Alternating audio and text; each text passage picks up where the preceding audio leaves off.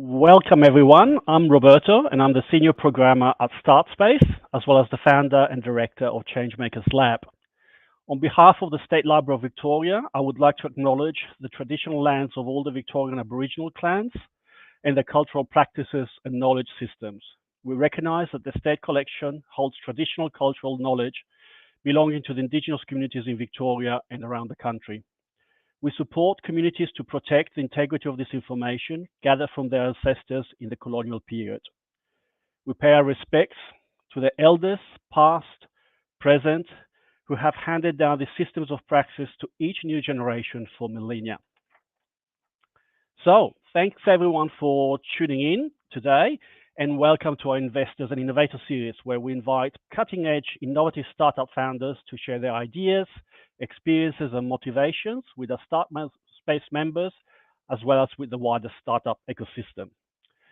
The current series focuses on environment and sustainability, and today we're so glad to have with us two real champions in this space. But before I get to them, let me just introduce Startspace. We're a business support service and co-working space for early stage founders and business ideas, for free and for everyone, based out of the State Library of Victoria. Whatever your background, age, industry or experience, or even if you're just starting out with an idea, as tentative as it might be, we want to hear from you because we know that great ideas come from anywhere. So find out more about how to join our thriving community at startspacehq.com. And now it is my real pleasure to introduce you to our two guest speakers for tonight. First of all, let me introduce you to Amy. Amy is a serial entrepreneur on a mission to get climate startups funded and to put the brakes on the climate emergency. Amy's first venture was in Mozambique at the age of 22, harnessing tourism for sustainable development. She went on to be a leader in tourism, pulling the industry in a more sustainable and regenerative direction. And along the way, she won more awards than I can possibly mention. In 2020, she pulled together a crack team and co-founded Raaise, the platform powering climate startups, helping founders raise funds and scale quickly and efficiently. She's also the co-host of the podcast Startup Will Save Us and continues to oversee the NEMA Foundation, supporting displaced women and children in Mozambique. The second speaker is Shimroth. He's a cross-disciplinary designer whose practice sits at the intersection of architecture, photography, systems, and climate. In 2020, he co-founded Untwine, a unique material, product, service, system solution aimed at eliminating single-use packaging waste in the food and beverage industries. In 2021, he co-founded Phycoforms to tackle this unsustainability of the construction industry by tapping into Australia's rapidly emerging seaweed industry of all things.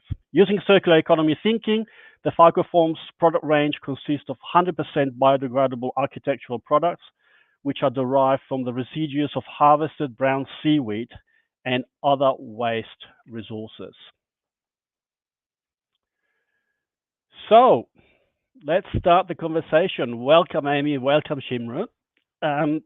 Now, really an absolute honor and pleasure of having you on our series of Inventors and Innovators series. So we're very much welcome. Now, you come from very different backgrounds and you're at a different stage of your startup journey. So I would like to start the conversation with a sort of broad-ranging questions. I'd like both of you to tell us a bit about your business, your personal journey, and what brought you to where you are now. And maybe if we can start with Amy.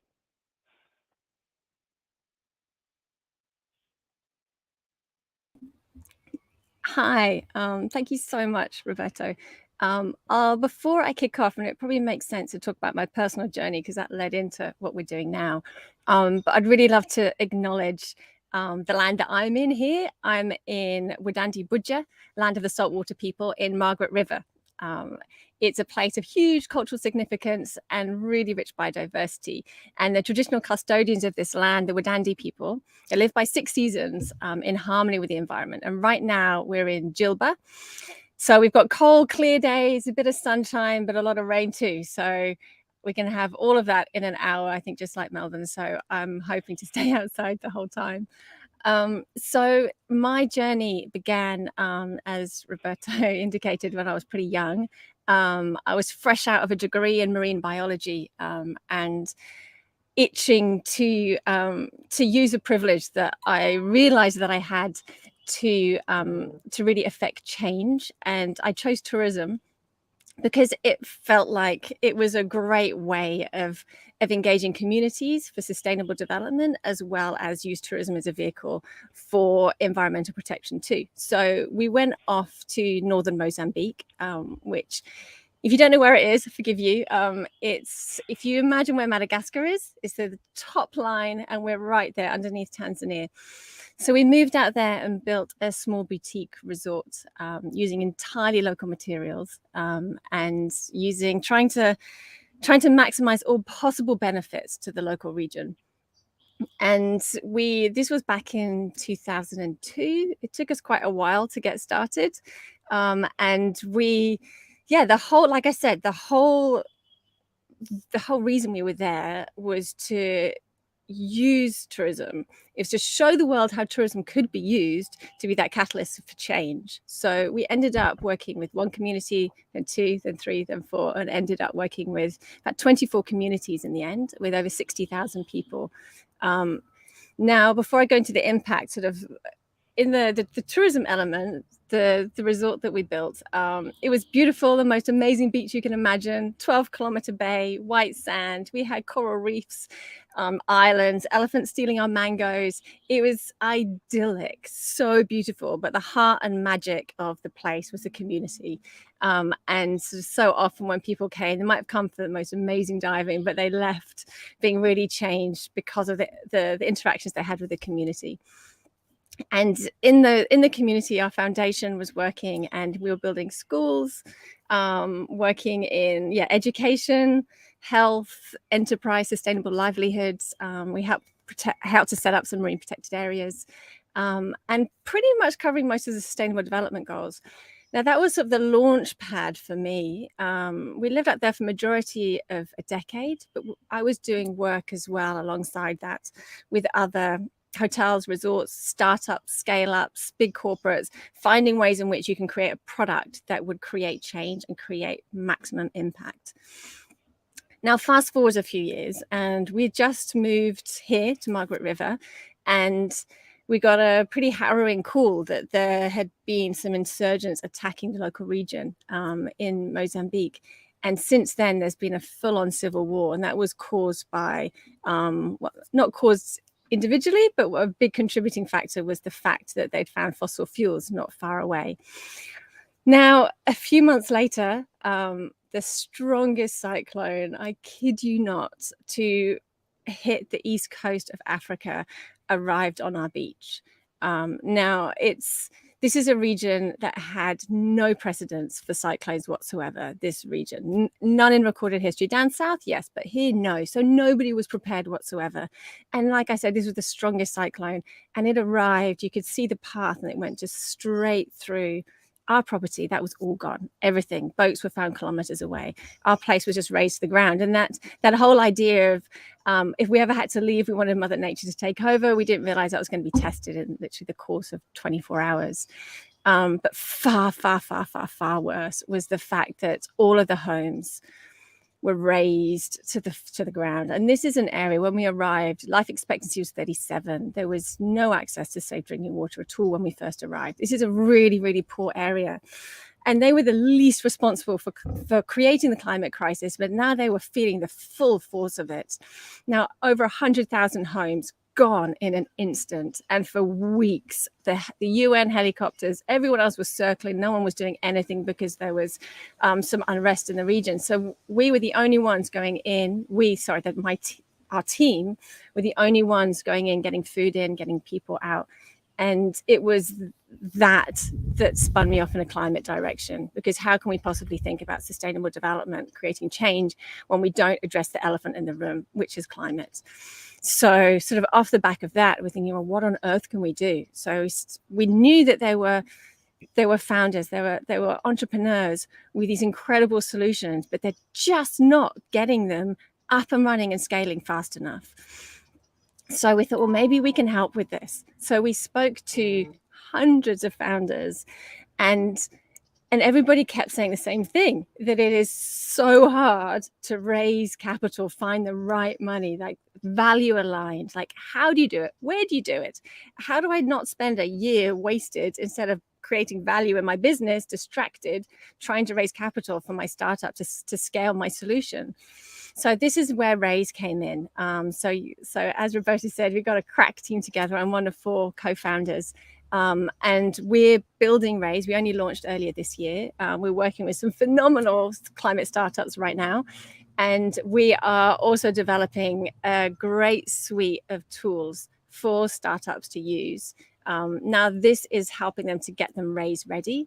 That's through from legal bots to create all the boring, grungy stuff that you have to have, your articles of association or your shareholders agreement, etc., employees agreement, and so we've got bots to create that. We've got workflows, and then we're also helping to connect the startups with the right type of value aligned investors too. So we're at a really super exciting stage at Raaise, and it's been an incredible journey the last couple of years, born out of pretty raw tragedy, but it's been a very, very steep learning journey, as it always is at the start of a new business. But we're delighted to be here, and I'm very, very happy to answer any questions. Right, fantastic. Thank you, Amy. I've known you for 10, 15 years, and I continue to be now, or know what you do, so it's fantastic. With regards to the questions from the audience, we will keep those questions towards the end. So we'll go through the interview, and then I'm going to come and pick up some of the questions. So over to you, Shimroth. Again, tell us a bit about your business, about your journey, what brought you to where you are now, and over to you. Perfect. Thank you, Roberto. Yeah, excited to share the stage with both of y'all. And so hello, everyone. My name is Shimroth, and I'm an architectural photographer, and also a multidisciplinary designer working with biomaterials. My journey in the creative world began in 2015 when I graduated from my architecture degree from India. And something that I love and still use in my current practice is the discipline of architecture. The entire process of starting with a brief and research analysis to conceptualization to prototyping and the whole back and forth iterations with a client is something I still implement in my creative practice. But while I was working as a junior architect in an architectural firm, something that caught my attention was the unsustainability of the existing building materials in the market. So this led me to explore if there were more sustainable solutions out there. And I found a solution to this in Auroville. So Auroville, for those of you who don't know, is an experimental township or community in the southern part of India, which was created in the 1960s. And for architecture students and graduates, this was an incredible opportunity to learn techniques and methods using natural and earth construction. I was quite fortunate to spend almost half a year helping design and build a sustainable village development program. And this project used passive cooling techniques, and all of the structures were built using compressed stabilized earth blocks and rammed earth. And this project was executed in collaboration with the Auroville's Earth Institute, which happens to be the UNESCO chair for Earth in Architecture. So after this, in 2017, I set up a small multidisciplinary design practice with one of my co-founders, Samuel Matthew, and this was called Create Studio. At Create, we had 3 main verticals, and so it was architecture, which was headed by Samuel, and then architectural photography and film, which I was in charge of, and there was branding and product design, which we sort of collaborated with other peers with graphic design experience. And for the next 2 years, we were quite successful, and we delivered a wide range of projects in these fields. But we also felt the importance of specializing in different aspects of design to run a successful practice. So in 2019, I came to Melbourne to pursue my master's in design, innovation, and technology at RMIT. And over the course of my master's, I've had some amazing mentors and the opportunity to create innovative projects which focus on biomaterials and the circular economy. One of the projects created by Joseph Yap, Amanda Pacheco, and myself was Untwine, which is a unique material product service solution aimed at eliminating single-use packaging waste from the food and beverage industry. And another project which has evolved to become one of my startup ventures is Phycoforms, which is a biodegradable range of architectural materials derived from the residues of harvested seaweed and other waste resources. So this idea was sort of conceptualized during a studio at RMIT, which was in collaboration with a seaweed farm in Tasmania. And after some promising results during the studio, I decided to delve deeper and continue my research and uh, carry out my thesis on this topic. So yeah, right now, Joseph and I are able to work on these biomaterial startup ideas thanks to a few successful grant applications. And yeah, we're always looking for strategic partners and more funding opportunities to get these off the ground. So yeah, that's it from me.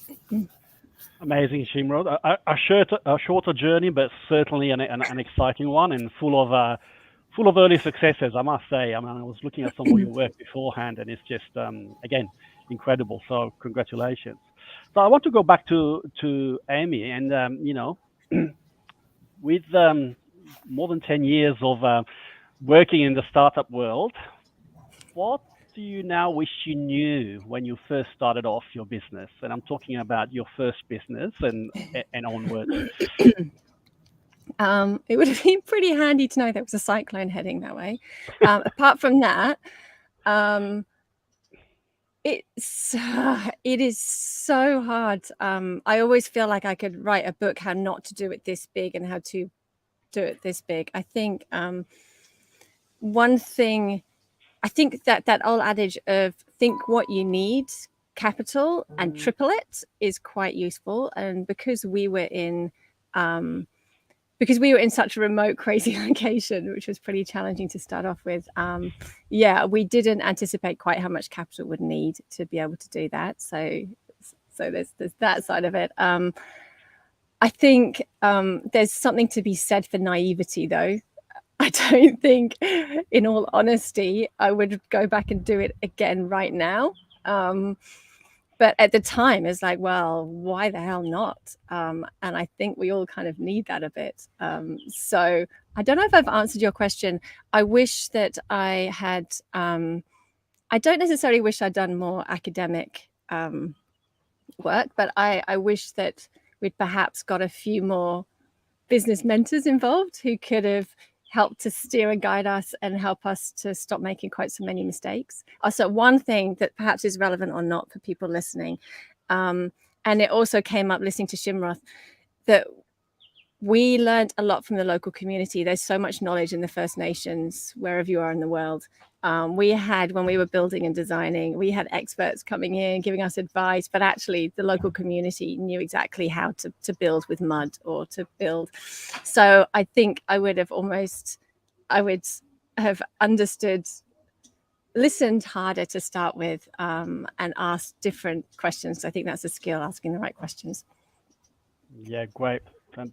Great, fantastic. What are you most proud of out of your whole journey so far? And I'm, knowing your trajectory, there's so many things you could be proud of. But if you had to pick one or two that really resonate with you, I think that obviously I'm really proud of the impact that we had in Mozambique. And I think that was only possible because we had such a high value for money in terms of bang for buck for impact. And that was entirely through local teams and them leading the way in whether it was maternity project or malaria, or whether it's building schools, like we'll build a school with a fraction of the cost of the other NGOs would.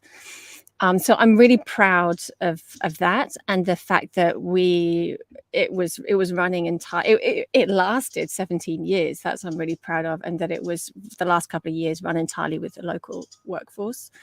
And I think sort of coming back now, I think now what we're doing with Raaise, the one thing that I'm really proud of is not only the team that we've put together here, but also the quality of the startups and that camaraderie in this space, in this climate stroke impact startup space, to be able to come together and learn a whole new industry and to be able to connect with phenomenal startups. I think that's the thing that I'm currently proud of. Yeah, great.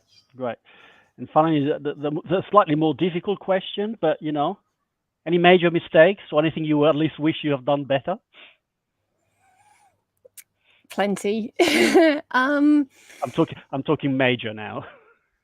Major mistakes. You know what? We had some, obviously, the obvious ones. We had some opportunity to go into joint ventures with other people earlier on, and they weren't entirely 100% value aligned. And so we said no. I think maybe we were a little bit purist instead of bringing people on the journey with us and keeping a few things core. And obviously that would have helped with, obviously it wouldn't have helped enormously with the situation that is there now currently. But yeah, I think that was probably some mistakes. Yeah, I think I'm an optimist. You got to be. So I kind of focus on what we got right, more than what we got wrong. But there's just so many lessons. Yeah. And such a rich journey, of course. Lots of positive, but some hiccups along the way. What about you, Shimroth? I know your trajectory is a bit shorter, but even in the shorter trajectory, what you wish you know before you started the business, or where you're now? Yeah, I think it's similar to one of the points Amy mentioned, the importance of getting strategic mentors on board. That's really important. And I also think, I guess, knowing when to be an all-rounder versus when's the right time to outsource tasks and start hiring your first employee. That's something that I feel was quite important. Yeah. And do you have mentors now? Oh, we do have mentors right now. So yeah, that is definitely helps keep you on track. There's a good point you mentioned about hiring. It's incredibly difficult to start with, especially emotionally too. And that responsibility of taking on new hires is heavy, and it's not easy. And there's also a whole load of other responsibilities that go with it. So yeah, it's definitely a heavy one to carry. Yeah. I won't ask you, Shimroth, about major mistakes because I think your trajectory is too short to have made major mistakes yet. I'm sure some of those will come. But, I just wanted to maybe for you to go a bit deeper in how your business is focused on sustainability and protecting the environment, just how you have built your business model around this. Sure.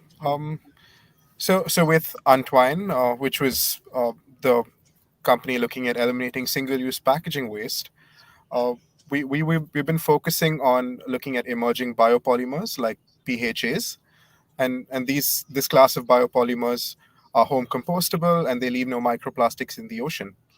And the focus of Untwine has sort of evolved over the last 6 months to a year to an idea we call Zero Tag. And Zero Tag is a water-resistant biodegradable tracking device which is embedded in reusable packaging. And this is used to automate the zero waste grocery shopping experience. So with Zero Tag embedded in the reusable packaging, Rich artwork can be used to identify brands, and its history can be known. Uh, and expiry dates and dietary information and reviews from friends and quick sales can help users plan their shopping and discover new foods. So yep, and with the circular end of life, it overcomes challenges with disposal of because composites like electronics which are embedded in it. So yeah, that's with regards to Untwine, and with Phycoforms, this again was created to tackle the unsustainability of the construction industry. And my research is specifically looking into uh, seaweed's unique natural binding properties and its fire resistant properties. So, and getting a construction material into the market is definitely an expensive process and requires rigorous testing and certification. Therefore, to get to that stage, my approach is to build awareness about the potential of seaweed as a biomaterial and its aesthetics from more of an artist lens right now. So I've started looking at creating homeware and interior products that require less testing, such as seaweed lamps and tableware and interior paneling boards, and yeah, potentially have a few exhibitions in the pipeline to make this vision come to life. Which I'm very, very much looking forward to see. I've seen some of your work on photograph only, so I'm looking forward to seeing that live. Yeah, just amazing. So someone famously said, a house is on fire, and to which the question is this the right time to start an impact-based startup? Slightly biased question, but Yeah, what advice would you give, Amy, to someone wanting to go down this route or explore this route? yeah. There's a serious urgency, and together enormous opportunity right now. I think that the clean tech, climate tech, impact space is it's booming, but in a good way. Um, there is more both in the capital markets, a lot of capital going into this space, quite rightly, because people are really starting to wake up to the fact that these startups are delivering the inevitable.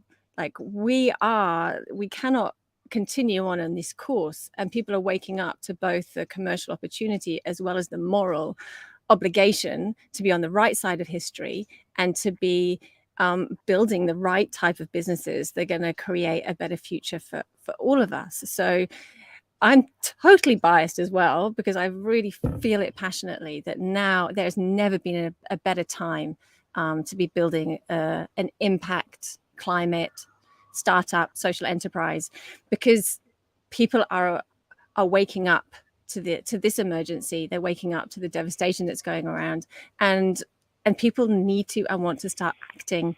And it's only when we take action that it can help to reduce the anxiety and the worry about all the crap that's going on around the world.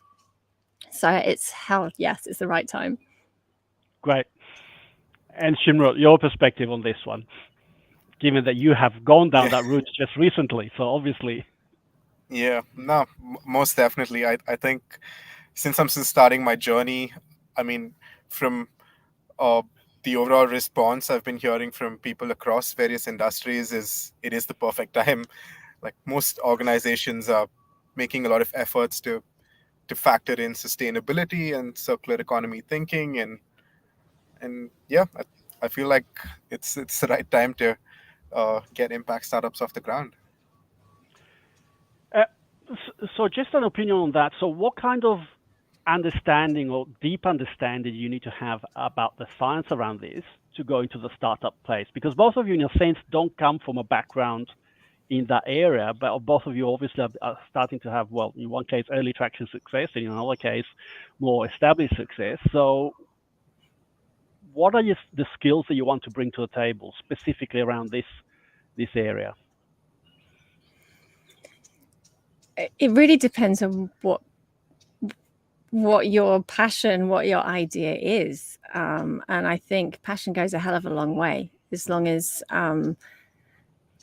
you remain focused on the end goal. Like, for example, for Raaise, we've meandered a little bit, not meandered. Our goal and vision hasn't changed, but we've been humble enough to be able to listen and understand and learn more about where it is that we can add the most value, and that can change the course of your product.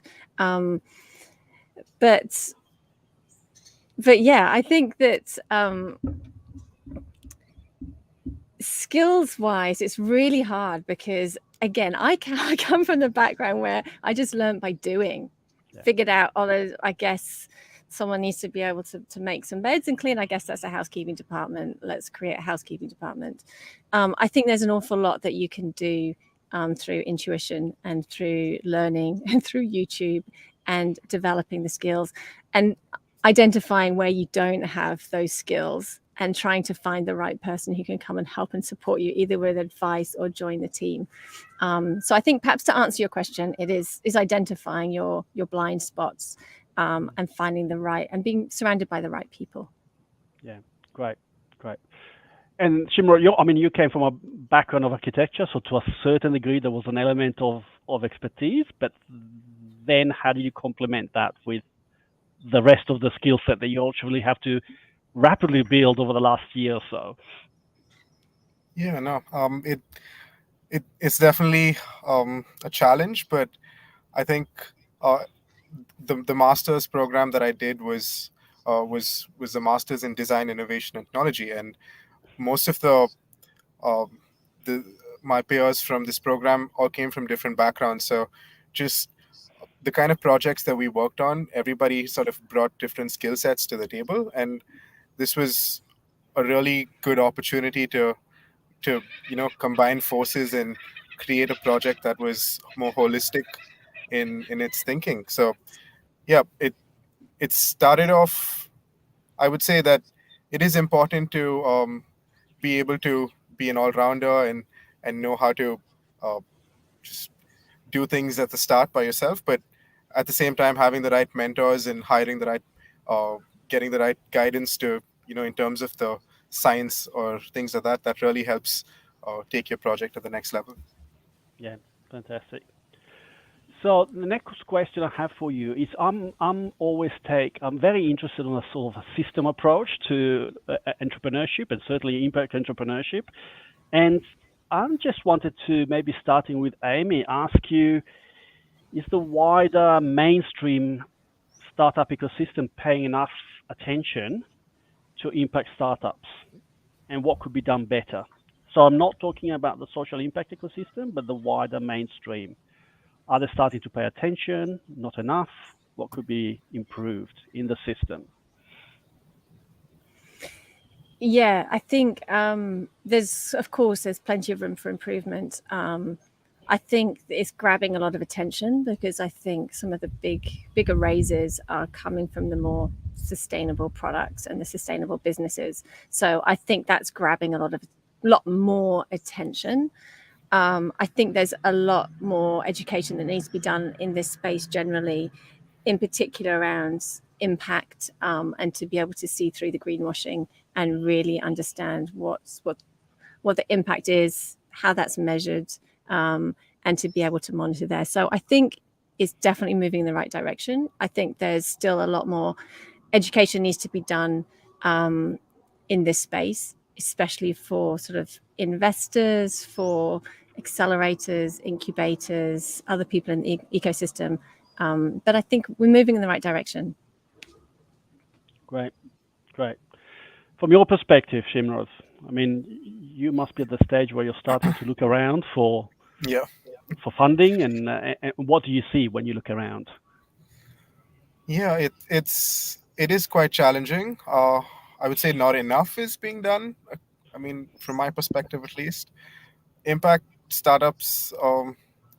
With regards to my business, we generally it requires a long and expensive research and development phase, and this whole material testing and working with natural processes and bioreactors. These things take time, and it's not easy to like just convince investors that we can do this within a year. It's a long play. It's gonna take a couple of years at least before you can see anything, any investment returns for your investors. So it's challenging to get through these accelerators with this sort of a business model, but in the bigger picture, yeah, I feel like these are the kind of businesses that need to be funded. Right. Right. I think just to jump on there, Yeah. Roberto, I think there's definitely improvement needs to be done in diversity. I think at the moment it is horrific what percentage of capital goes to women and minorities. So that is something that urgently needs to be addressed. I think another thing that needs to be worked on in this space is different funding models and different investment instruments, because not everybody wants to blitz scale. Nobody should blitz scale and try and take out all the competition, but there's needs to be more awareness about just good sustainable growth. Not every startup needs to go and knock on the door of a VC because they'll potentially push you in a direction you're not necessarily comfortable with or you don't need to go down. So I think understanding what funding avenues there are and the development of those, both from the founder perspective as well as the investor perspective. One of the things we did early on was with fresh eyes on this ecosystem. We were actually, elephant in the room. The world doesn't need more stuff. Like, we can't be building more businesses to sell more stuff. That's the wrong way. What we need is good solutions, and we need those solutions inside the products themselves. So when it scales, that solution and that positive change is coming out in every single time you buy the product. So I'm digressing slightly, but one of the things that we were doing when we started out was that we've developed a whole new instrument whereby there is both a revenue share element which can create more liquidity for investors and create more autonomy for founders, as well as an equity instrument that enables people to shoot for the moon if they're flying high and they're going to grow and scale globally. So I think there needs to be more diversity generally, both in founders, in investment models, and there just needs to be more entrepreneurship in this space. Yeah. And I think there's been a recent report, if I'm not going wrong, from Impact Investing in Australia talking about, increasing diversity. So I can't quite pinpoint you to it, but a very interesting piece of reading on that one. So, okay, so that's the mainstream ecosystem. But what we're starting to see emerging, and in a sense, Amy, you are also part of that. There is an emerging ecosystem of very, very specific impact investments, companies, startups, established companies. How does that look like? Is it still emergent? Is it starting to get to maturity? Any comments you want to make on that, both you and Shimroth? I feel relatively fresh, so I can only give a perspective. I'm probably speaking to impact investors or investors in different funds, probably a good handful a week, and starting to get a good understanding of sort of how many of them operate, which is super useful. So I think there's impact and there's impact. The purists are definitely more open-minded and looking for even innovative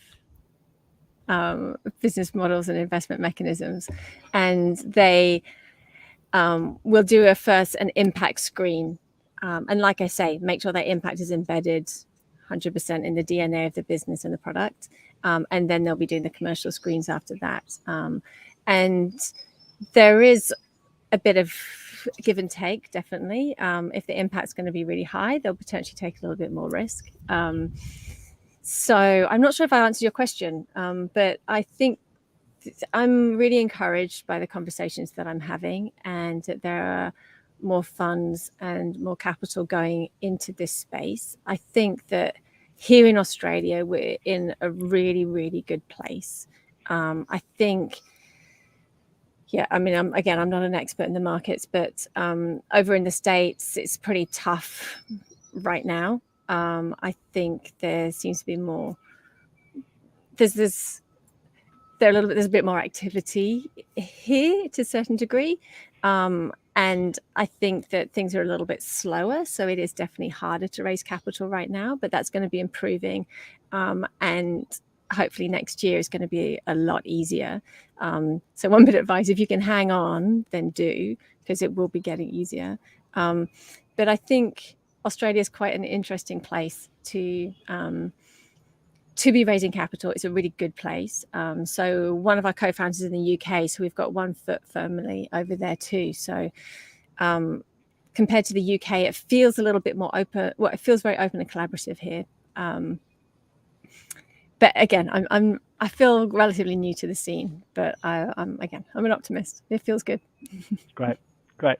And I'm going to sort of slightly reverse the question from your point of view, because obviously you're looking at knocking various doors. And have you had the chance to, is the impact ecosystem on your horizon? And do you see, is it same as, or do you see some big differences, some better opportunities within the impact ecosystem as opposed to, sort of, let's say, the mainstream ecosystem? Is this for me, the question? Yes. Okay. Yes. I didn't quite follow it.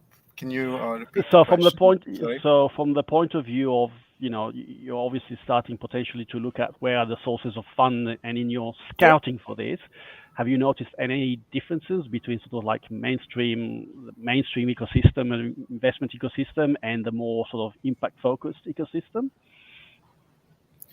Yeah, I have started looking into different sort of funding models now.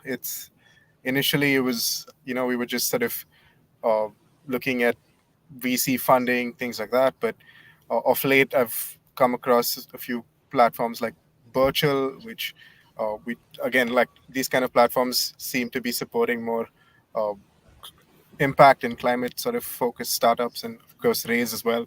Didn't know about Raaise before this, but it seems like exactly where I should be right now. But yeah. Fantastic.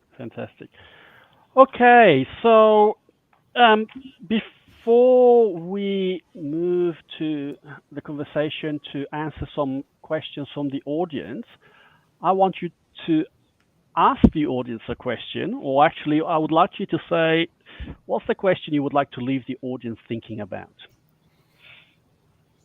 Could be a question, could be an issue, but let's reverse the game. I think, as our podcast is called, Startups Will Save Us. I feel like startups have and will play a really critical role in, shaping the future. And all of these innovations are incredibly exciting. I think that we have incredible privilege here in Australia, obviously to varying degrees, but with that comes like huge responsibility. So my question is like, how can each of us both build our enterprises or be part of an enterprise that is really impact driven, impact focused, to be able to really play our part in creating that, sounds cheesy, but creating that change that we really want to see. That is music. So what role are you going to play? Yeah, I guess. Yeah. That's music to my ear, because one of my arguments is, even if you're having a startup that is not directly focused on impact, the tipping point has come where we need to think to build impact in whatever business model we have, even if, Precisely. the ultimate game is not that of being a climate change startup or whatever. You could be making whatever other product, but we're not exempt from that. So that's something probably to think about. Yeah, and to quote actually Adam Tucker, who was just the latest person on our podcast from Dragonfly and Viro Capital, he was saying he's hoping it's not going to be impact investing. That name's going to go. It's just going to be best in class. It's like, yeah, that's what it should be. which is a bit the conversation that we have in the social enterprise world, where we say we won't need to call social enterprises social enterprises. They'll just be called Precisely. enterprises because they will have understood that the mission is social and environmental. Your perspective on that, Shimroth, Okay. I in guess. terms of leaving the audience with a Yep. question to ponder upon. Yep. I guess be more mindful, like the next time you sort of go shopping or decide to buy anything. So in terms of like, are there certain steps or measures you can take to minimize the plastic you use, or does your local grocery stores or bulk food stores allow you to refill products, and if that's something that you can fit into your routine, and have you tried experiencing that and making that effort to look for more sustainable options out there? Something that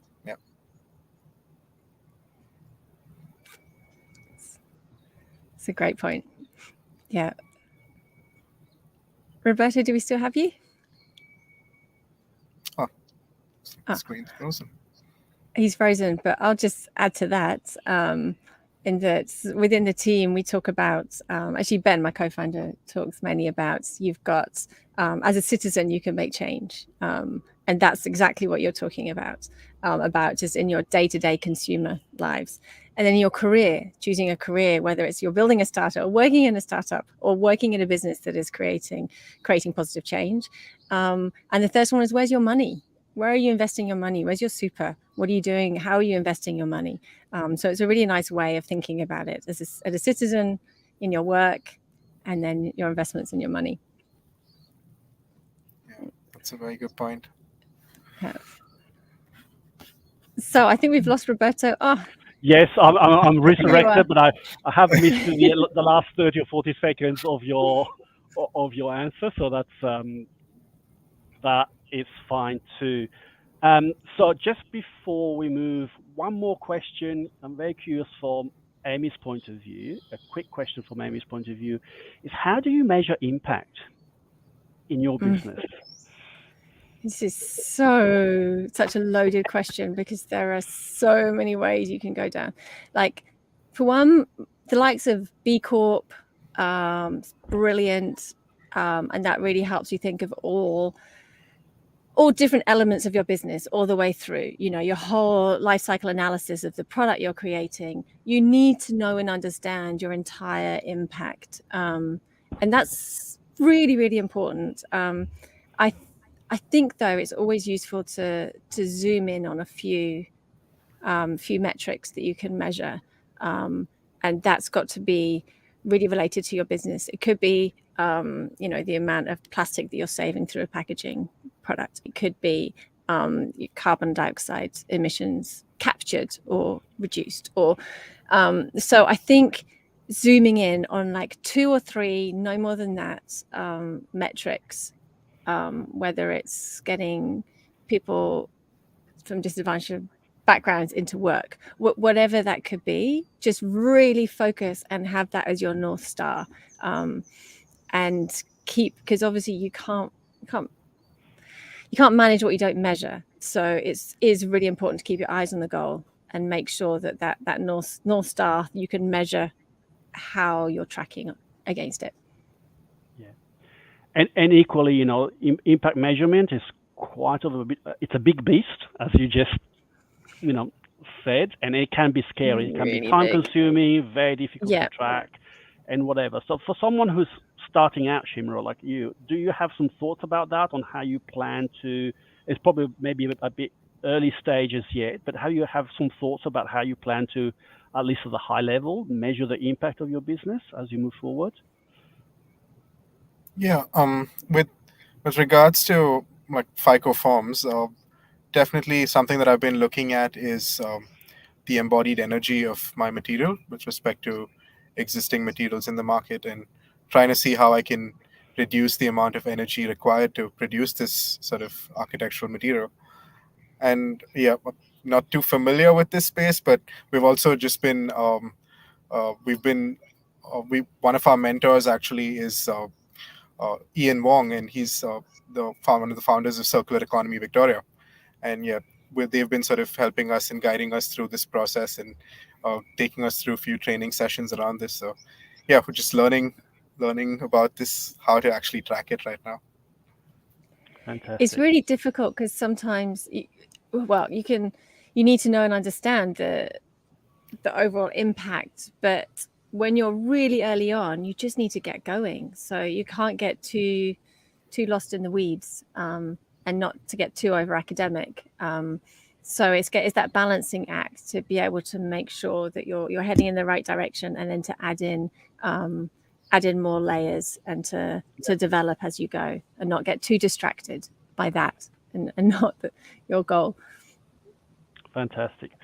Well, this is a good segue to move over to questions from the audience. I just wanted to remind the audience that you can type in your questions, and I will try and pick up as many as I can, and as many as the time allows, and to get Amy and Shimroth to comment on that. So our first question is from David Fraser, who says, investors now talk values, but the modeling and criteria still follow standard practice and outcomes.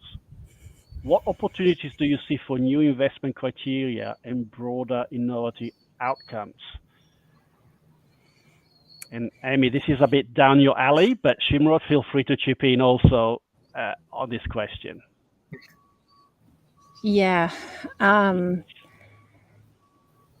just reading the question again. It seems a lot of the potential.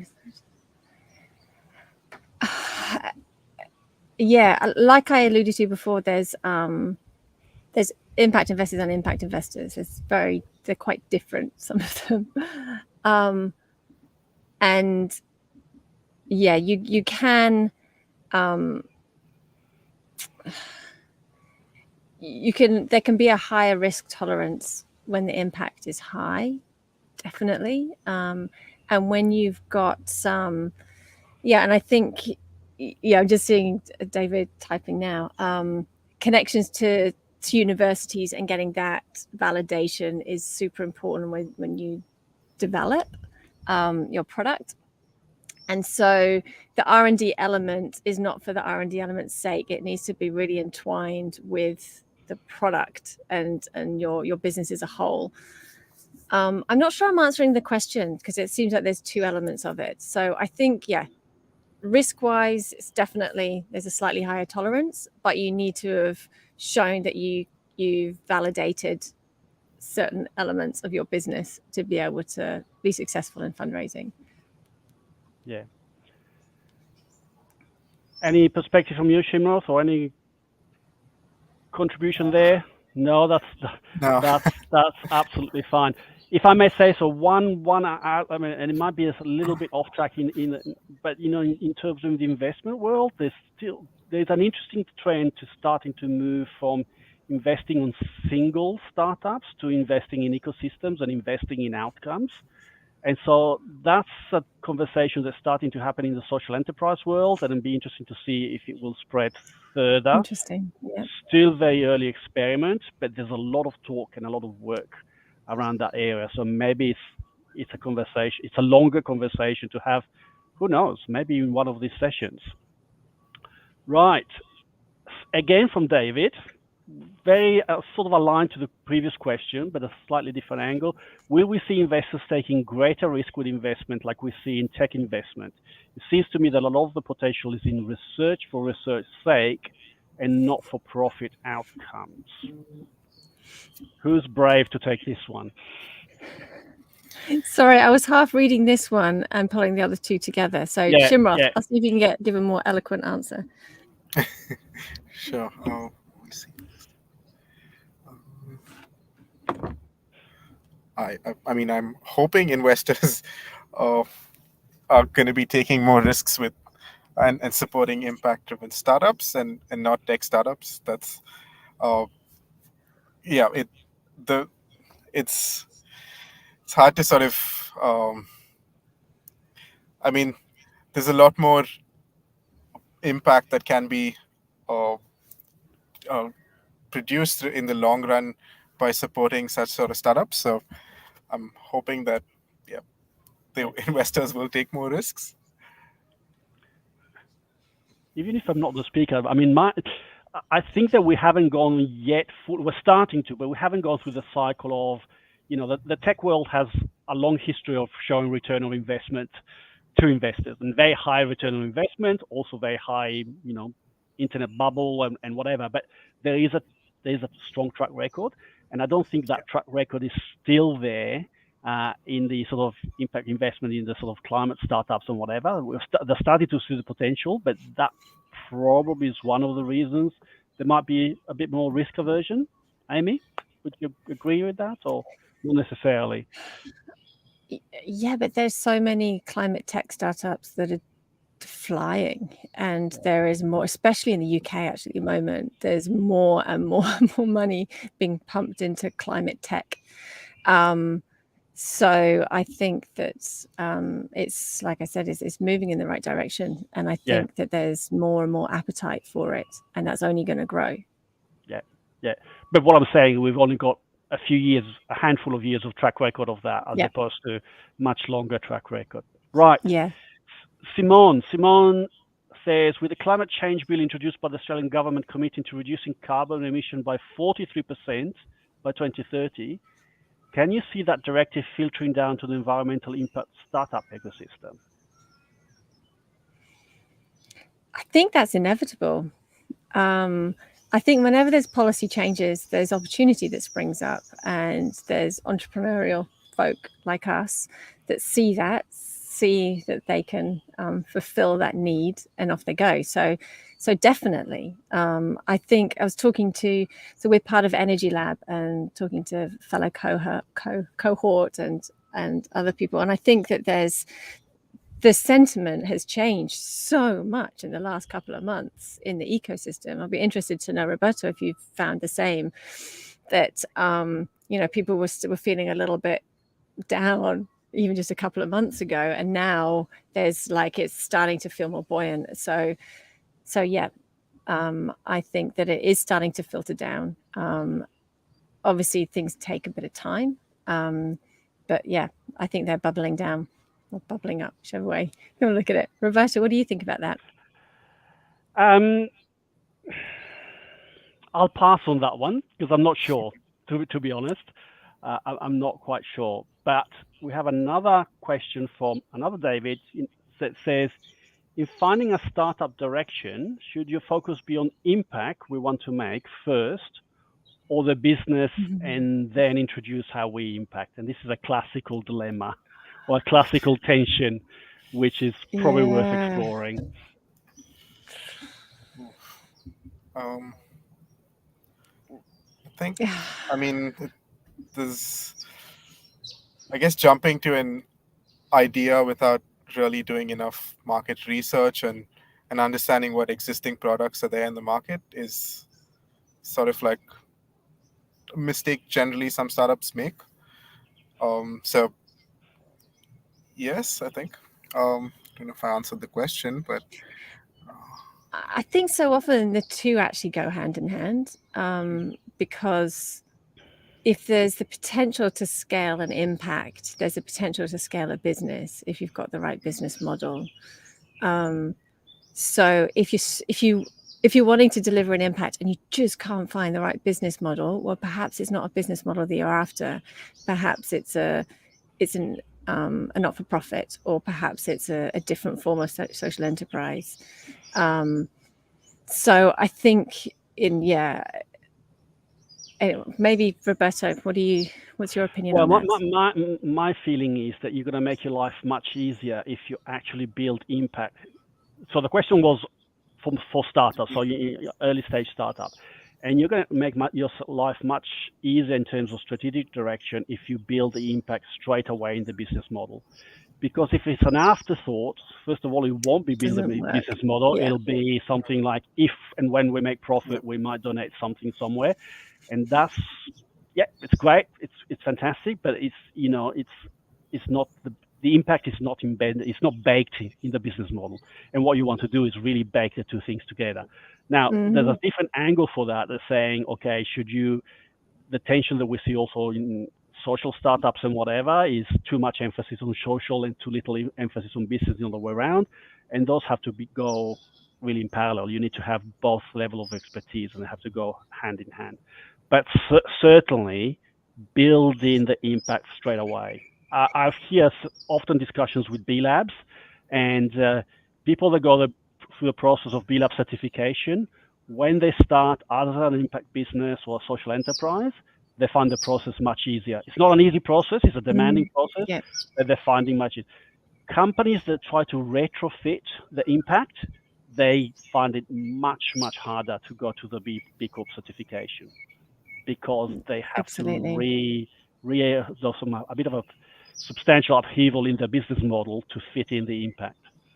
So, if the direction of travel is that you want to have impact, then why not bake it in from straight away?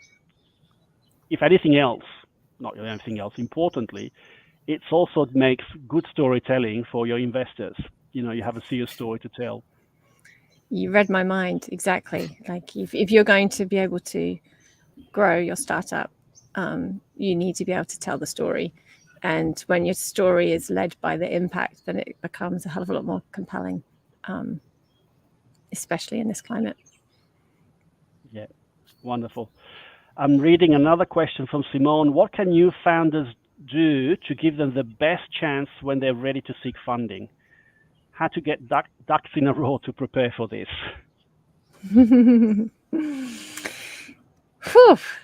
That's definitely one for me. What can new founders do to get the best chance? Well, this is exactly what we're working on right now. And we will be rolling out over the next couple of months or so. So number one, just go and sign up to Raaise.co. The best thing that you can do is, like, are we starting from scratch or are you starting with an actual idea? I think about your product. Think about trying to get some validation in your product. You're going to be incredibly lucky to get investment before you've got your MVP, minimal viable product, and it's not in the market. That is, even if it's just testing and trying to get something out, just get something in the market as soon as you can. Obviously, that's not always possible, especially with deep tech or really capital intensive products. But I would say try to get as much validation as you can. And that's both technical validation, market validation. And you want to show, there are so many things I could talk about. There's the validation, you need to be able to show traction. You need to be able to, like I was saying, you need to be able to storytell and explain your product. And then you need to be able to create a good little deck. Remember, it only needs to be a teaser deck to start off with, really like 10 slides or so, to be able to articulate what it is that you're doing. And often just through the process of creating that, you can start working through the different elements that you need to have sorted before you're ready to go out funding. I could talk, we could have a whole nother session on this. So I think I would say the validation is really important, the traction, getting the team together, and then get your numbers sorted. Don't outsource your numbers ever. Make sure that you know and understand what your unit economics are, what your numbers, so you can clearly articulate them. Yeah. Shim, is there anything you wanted to add to that, or no? No. Right. So I like that David Fraser says, sorry for all the questions. No, don't be sorry at all. That's exactly what we like to hear, an engaged audience, which is great. Would you suggest thinking philanthropic means over equity investment for those who are stronger on impact but perhaps less profit-driven? This is a great question. Always try and keep people off the cap table if you can. Definitely, if there is an avenue to go for grants, for philanthropy, hell yes, go for it. Definitely, because that gives you it gives you more autonomy as a founder. You don't have to answer to other shareholders. So absolutely go to philanthropy if at all possible. And also it's okay if you don't want world domination. If you're looking at tackling a very local problem with your solution, you don't have to go and talk to a VC. That's the wrong people to go and talk to. You want to find local, ideally angels, or again grant givers to be able to fund that local project. I think it's so important when you are going out to fundraise that you do the work and figure out what type of investor stroke donor that you want. Don't just get a list of 200 investors and then hit them all up. That whole spray and pray, generally speaking, really doesn't work. So really think about who the type of, if it is an investor, who is the type of investor you want to bring on board. I mean, your relationship might last longer than a marriage. So you want to make sure the right people are joining you on your journey.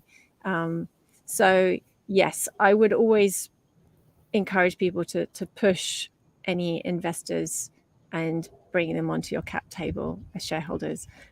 Push that down the road as much as you can.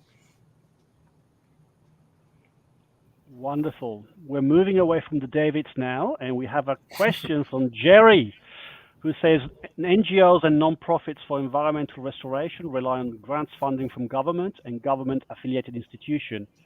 What alternatives are open to these organizations in the future? So obviously to NGOs and non-profits as opposed to. I'll jump in on this. I think there's really great opportunity to partner with corporates, especially who are operating in the same area where you're doing the work. I think there's going to be more and more pressure on businesses to have more accountability in terms of their sustainability initiatives and to become more sustainable themselves. And part of it is going to be supporting local initiatives. So, and they're going to want to sing and dance about what they're enabling. So I would definitely, and we've had quite a lot of success with this, create corporate partnerships and donors to support your work. And ideally you'd have ongoing support from them as well. So whether it's, a big retailer who commit a percentage of their vouchers. We had that for a while, which is amazing. And that would contribute towards work. Ongoing long-term relationships with some kind of corporate partner is an absolute winner. Yep. So I'm very intrigued by two questions by David, which I certainly can relate to them, and they're talking about focus. They're both two similar questions. So how have you narrowed down and chosen what you're focusing on rather than other ideas you might have had? And the segue to that one was, how do you keep focus when it appears that your idea feels like it was the wrong challenge to tackle? So that temptation to say, okay, let's try something else. Oh my God, like us within a team, we are always coming up with new ideas. Always. And that's great, it's healthy. And sometimes they can be integrated into the product you're developing. And other times you just need to park them. I think having one really strong mission that you're committed to is really important. And also on a personal front, I've got a husband who's also a business partner. We've worked together forever, and he'll often say, Amy, focus. We need to do this right first. And he's not always right, occasionally right. But he's a pretty serial entrepreneur himself, isn't he? Yeah, he is. I thought so. I have to do the same to him as well sometimes. It's to answer your question, it's really not easy because there are so many great ideas, and sometimes sometimes they can dovetail in nicely, and sometimes you just have to park them or tell them to other people. Other people are always looking for ideas. And Shim, are you on that kind of tangent, or are you more focused than the two of us? definitely in the same boat. Yeah, it is trying to sort of get two startups off the ground simultaneously is not the smartest thing. But I mean, they're both in similar fields and similar sort of big visions. And right now because I do have co-founders on board, and we're sort of trying to focus on different aspects of the project um, at the same time. So, like for Phycoforms, we're looking at more material development for now, but versus Untwine, we're focusing more on the tech and actually the UI, the UX, and the service design aspect of it. So yeah, we're trying to balance it out, and yeah, that's what we're trying to do. But Not you don't easy, have a but you don't have a third or fourth business sticking in your head saying, no, not right now, but And to go back to the second part of David's question, you do need to have that strength to say, this isn't working. And it's sometimes so hard to do that, to say, okay, no, this isn't quite working. We need to change. We need to, and that's part of the process. That's part, like I alluded to earlier. We've kind of been going like this, and we did in Mozambique and our other businesses too, that you meander a little bit, but as long as you're heading in the right direction, then you're actually sort of the road's getting smoother as you go. But you do have to have a bit of creativity to try things and realize that doesn't work. Retract, go back on this direction. Yeah. We've done that a few times just in the last year. Right, I think we have time for one very last question, and I'm picking this one because it's from Simone and it's directed directly to Shimroth. So, any tips on how you can share to other founders about applying for scholarship/grants? What do you think the panels reviewing applications want to see? And I know you have recently won a scholarship, so tell us a bit more about what advice would you give? okay. I think just it's definitely not an easy process applying for these grants. It does consume a lot of your time, and you definitely have to be very thorough with all the questions that you're answering, and yeah, I would say take the time, get friends or mentors to help you review what you've written, and make sure you've got a good understanding of how you're going to spend the money. So give them a clear sort of budget and a breakdown of what you're actually going to do with it. And yeah, I think that's pretty that's from my end. Fantastic. And the last segue question for both of you: how can people follow your journey, what you're doing, the exciting stuff that you're doing? How can we follow you? How can we keep in touch? Oh, thank you so much, Simone. You can definitely, like I said, we've got a podcast, Startups Will Save Us. Definitely follow that. And yes, sign up to newsletter on Raaise.co. So Raaise has got 2 A's. It's basically because here in Australia, we like to elongate the vowels a little bit. So it's Raaise. So it's Raaise.co. Sign up to newsletter. If you're a founder or investor, sign up too. You can do that. There's the form on our website. Or just reach out to me, amy@raaise.co. Be really happy to hear from you. Wonderful. Shimroth, how do we follow you? Yeah, if I think my Linktree sort of account is the easiest, because that sort of gives a good overview of everything that I'm doing. So yeah, I think we popped it into the chat just now. Yeah, perfect. Okay. Yeah, thank you. Wonderful. So on that note, I just want to really, really thank you both for the many insights to think about. Great to see the passion and determination that you're in everything you're doing with your businesses. Wishing you every success, and I'm sure it's already there or around the corner. And a big thank you to the audience for joining us and for contributing such great questions, stimulating questions. We want to see you here again. Can everyone join me in giving a virtual applause to Amy and Shimroth? Thank you very much. Fantastic. So please keep an eye out. Oh, pleasure, Amy, and pleasure, Shimroth. Fantastic to have you on this conversation. So For the audience, keep an eye on Startspace. We're at startspacehq.com for details about our next Inventors and Innovation series, which is coming up in September, and which I'm glad to say that Amy will be chairing and moderating. So keep an eye out for another round of sustainability and environment and some other exciting climate and sustainability startups. We look forward to seeing you all in a month's time. Have a wonderful day, everyone. Have a wonderful evening.